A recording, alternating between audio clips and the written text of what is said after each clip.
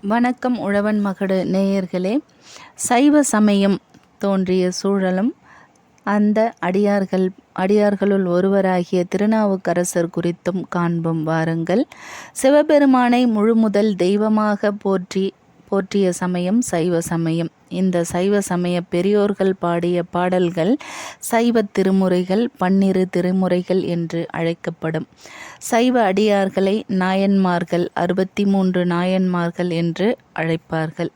இவர்கள் சைவ அடியார் படைத்த பாடல்கள் 12 திருமுறைகளாக தொகுக்கப்பட்டு முதல் 7 திருமுறைகள் தேவாரம் என்று அழைக்கப்படுகின்றன.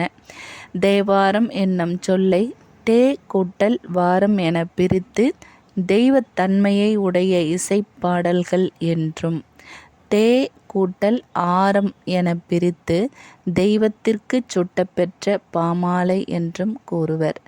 தேவாரத்தினை பாடியவர்கள் திருஞான சம்பந்தர், திருநாவுக்கரசர், சுந்தரமூர்த்தி சுவாமிகள் ஆகியோரை தேவார மூவர் என்று அழைக்கின்றனர். திருமுறைகளில் முதல் 3 திருஞான சம்பந்தரும், முதல் 3 திருமுறைகள் திருஞான சம்பந்தர், அடுத்து 4, 5, 6ஆம் திருமுறை திருநாவுக்கரசர், 7ஆம் திருமுறையை சுந்தரமூர்த்தி சுவாமிகள் பாடியுள்ளனர்.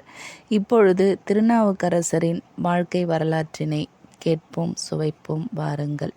அப்பர், வாகீசர், சொல்லரசர், தமிழ்வேந்தர், நாவரசர், தாண்டகவேந்தர் முதலிய பல பெயர்களால் வழங்கப்படுபவர் திருநாவுக்கரசர். இவர் இளமையிலேயே இவரது தந்தையார் புகழனார், மாதினியார் என்பவர்கள் திருவாமூரில் இவர் பிறந்தார். இவருடைய தமக்கையார் திலகவதியார். இளமையில் இவருடைய இயற்பெயர் மருள்நீக்கியார். மருள்நீக்கியார் இளமையிலேயே சமண சமயத்தின்பால் சார்ந்து கலை நூல்கள் பலவும் கற்று தேர்ந்து தர்மசேனர் என்னும் பட்டம் பெற்று வித்தகராய் பல காலம் பணிந்து அவர்களுக்கு தொண்டாற்றி கொண்டிருந்தார்.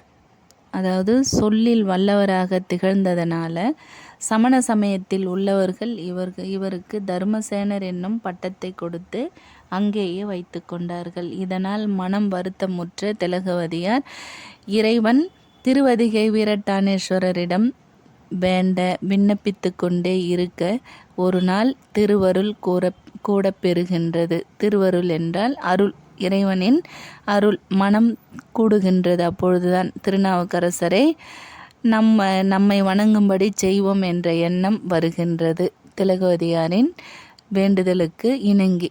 அப்படி வந்த வேளையில் அவருக்கு தாங்க முடியாத கூற்று நோய் ஏற்படுகின்றது, சூளை நோய். அந்த சூளை நோயின் வருத்தத்தால் அவர் தன்னுடைய தமக்கையாரை பார்க்க துடிக்கின்றார். அப்பொழுது தமக்கையாரிடம் வருகின்றார்.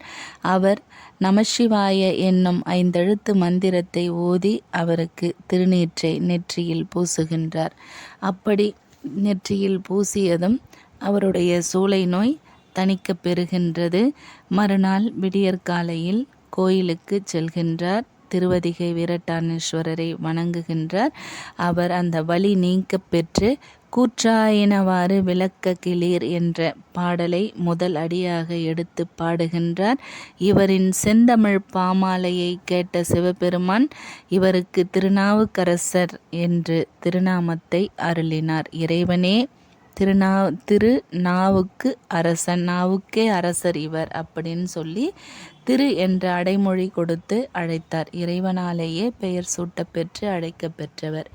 இப்படி இருக்கின்ற வேளையில் அங்கே சும்மா இருப்பாங்களா? சமண சமயத்தில் இருந்தவங்க இப்படி போயிட்டு சைவ சமயத்தை வணங்குறானே இவன்னு பல இடையூறுகள் செய்ய ஆரம்பித்தார்கள் கோபப்பட்டு.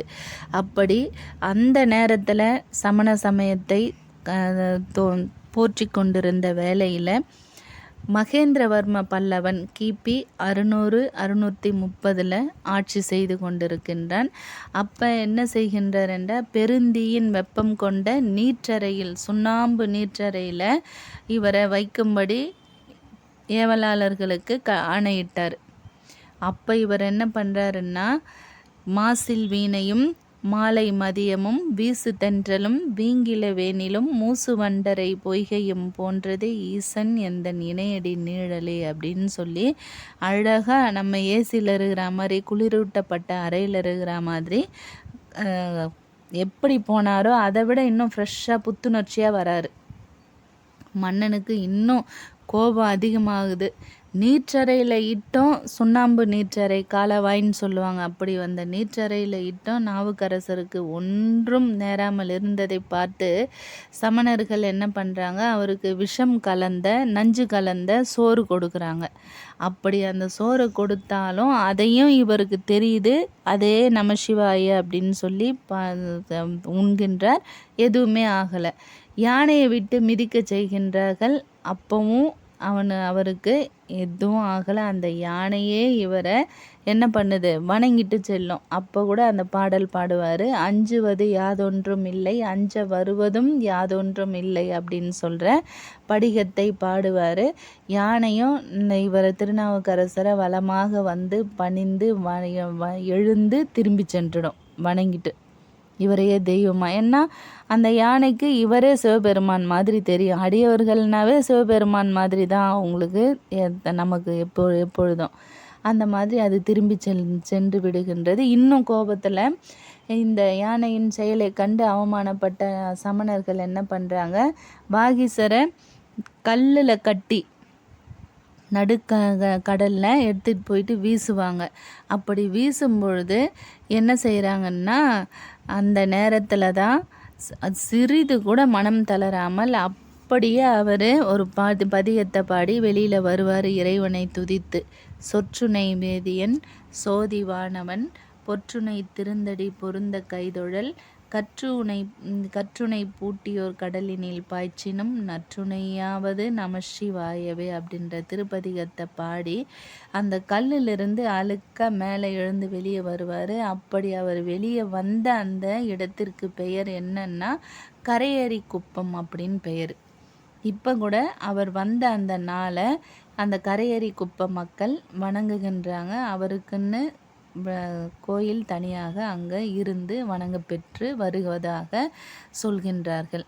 இப்படி 81 வயது வரை சமணர்களின் இந்த கொடிய செய்கைகளால்லாம் தமக்கு எந்த ஒரு தீங்கு நேராமல் இறைவன் இவரை ஆட்கொண்டு பத்திரமாக காப்பாற்ற பார்த்த பல்லவ மன்னன் மகேந்திர வர்மனுக்கே மனம் மாறி விடுகின்றது. நம்ம இத்தனை கொடுமைகள் செய்தோம், என்னென்ன பண்ணாங்க, சுண்ணாம்பு காலவாயில் இட்டாங்க, யானையை விட்டு மிதிக்க வச்சாங்க, நஞ்சு கொடுத்து உண்ண வச்சாங்க, அடுத்து கல்லில் கட்டி கடலில் தூக்கி வீசினாங்க. அப்போ கூட சொற்றுணை வேதியன் பாடிக்கிட்டு வந்துட்டார்.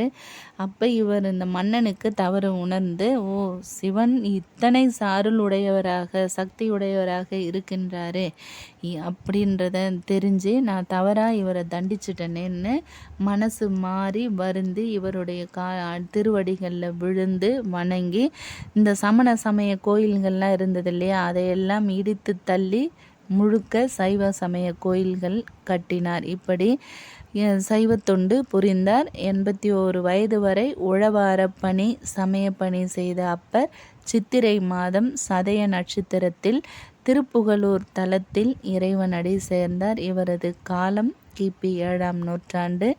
இவர் 4900 பதிகங்கள் பாடியதாக கூறப்படுகின்றது. ஆனால் இன்று 313 பதிகங்களே கிடைக்கப்பெற்றுள்ளன.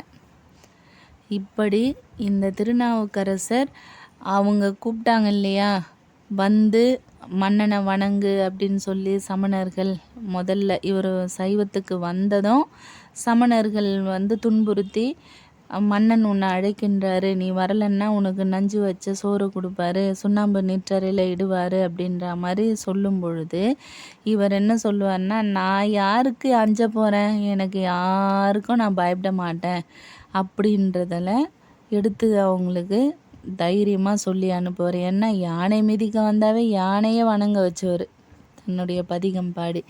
அப்படி இந்த பதிகம் பாடுறாரு. அந்த பதிகம் இந்த எத்தனையாவது திருமுறைன்னா 6ஆம் திருமுறை. பண் திருத்தாண்டகம், நாடு பொதுநலம், பொது, சிறப்பு, மறுமாற்ற திருத்தாண்டகம் அப்படின்னு சொல்லுவாங்க. இதான் தாண்டகம் பாடுவதில் வல்லவர் யாருன்னா இந்த திருநாவுக்கரசர் தான். திருக்குறுந்தாண்டகம், திருநெடுந்தாண்டகம் அப்படின்னு சொல்லி 2 தாண்டகம் பாடியிருப்பார். அப்படி இந்த தாண்டகம் பாடுவதில் உங்களுக்கு பாடப்பகுதியாக வந்திருப்பது என்னன்னா, நாமார்க்கும் குடியெல்லோம் நமனை அஞ்சோம் இந்த பாடல்.